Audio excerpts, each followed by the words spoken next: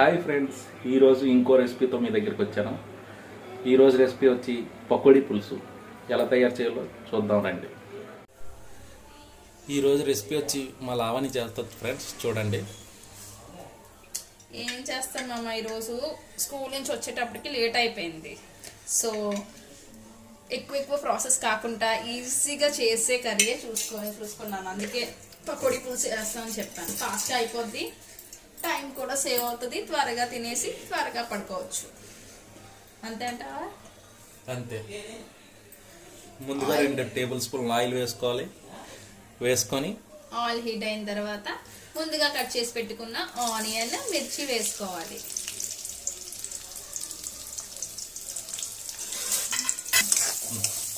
మీలో ఎంతమందికి పకోడీ పులుసు కానీ గాలి పులుసు కానీ ఇష్టమైతే కామెంట్లో షేర్ చేయండి.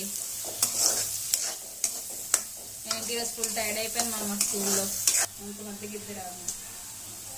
ఈ పకోడీ పులుసుకి అయితే ఆనియన్ అంత ఫ్రై అవ్వాల్సిన అవసరం లేదండి. ఆనియన్ మధ్య మధ్యలో తగులుతుంటే చాలా బాగుంటుంది. ఇప్పుడు అల్లం వెల్లుల్లి పేస్ట్ అనేది వేసుకుందాం. అల్లం వెల్లుల్లి పేస్ట్ కూడా చాలా తక్కువ వేసుకోండి, లేదంటే స్పైస్ లెవెల్ ఎక్కువ ఉంటుంది.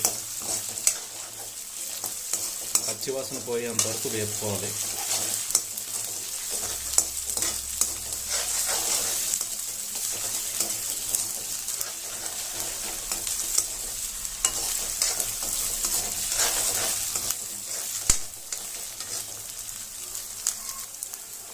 చూడండి, అల్లం వెల్లుల్లి అనేది పేస్ట్ ఫ్రై అయిపోయింది.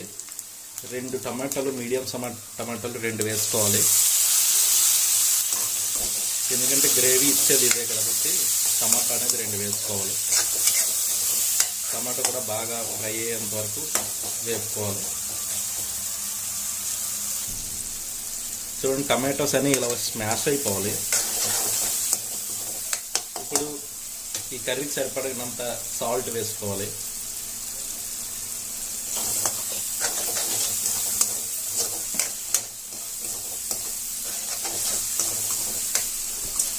అలాగే కారం కూడా మీకు రుచికి సరిపడినంత వేసుకోండి. ఆల్రెడీ పకోడీలో సాల్ట్ అది ఉంటుంది కాబట్టి మనం కొద్దిగా తగ్గించి చేసుకుంటేనే మంచిది. ఇది బాగా ఫ్రై చేసుకుందాం. చూడండి, ఫ్రై అయిపోయింది. ఇప్పుడు మనం పకోడీ సరిపడగా వాటర్ అనేది వేసుకోవాలి.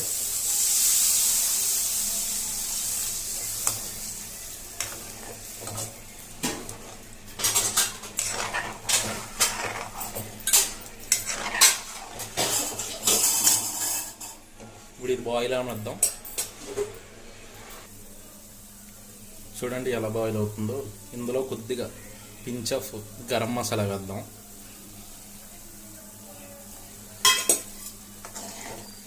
లాస్ట్ దించేసే ముందు మనం పకోడీ అనేది వేసుకుంటే సరిపోతుంది. చూడండి, మంచి ఫ్లేవర్ వచ్చింది గరం మసాలా వేయగానే. చూడండి, టమాటాస్ కూడా బాగా ఉడికిపోయాయి. మన కర్రీ అనేది ఆల్మోస్ట్ రెడీ అయిపోయినట్టే. 2 మినిట్స్. చూడండి, మన గ్రేవీ అనేది దగ్గర పడిపోయింది. ఇదిగోండి పకోడీ ఇందులో వేసేయడమే. ఇందులో కొద్దిగా పులుపు వేసుకుంటే చాలా బాగుంటుంది, కానీ నేను పులుపు అనేది అవాయిడ్ చేశాను. పులుపు వేయలేదు. జస్ట్ కొద్దిగా మగ్గించుకుంటే సరిపోతుంది, ఎక్కువ అవసరం లేదు. ఎందుకంటే ఆల్రెడీ పీల్ చేసుకుంటుంది మొత్తం గ్రేవీని. సో మన కర్రీ అనేది రెడీ అయిపోయినట్టే. చూడండి, మన కర్రీ అనేది రెడీ అయిపోయింది. ఇప్పుడు మనం సర్వింగ్ బౌల్లోకి తీసుకోవడం.